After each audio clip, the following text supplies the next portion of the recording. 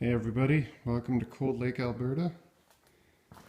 Super cold outside, so we're going to stay inside, try and make this motor run. Sorry, engine run. So I still need to put some fuel in the carb. But we're going to do a little test and see if an electrician knows how to wire a truck. There we go. Okay. I'll make another video, edit them all together, and it'll work like magic. Welcome back. Segment 2 of my little shop of horrors. Might have poured a little too much gas down the carburetor when I did my first startup.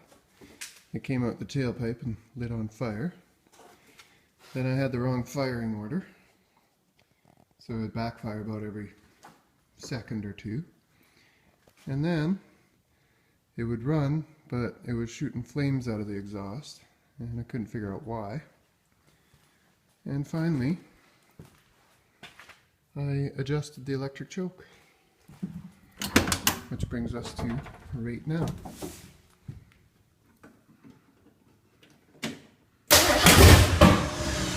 Still needs a tweak.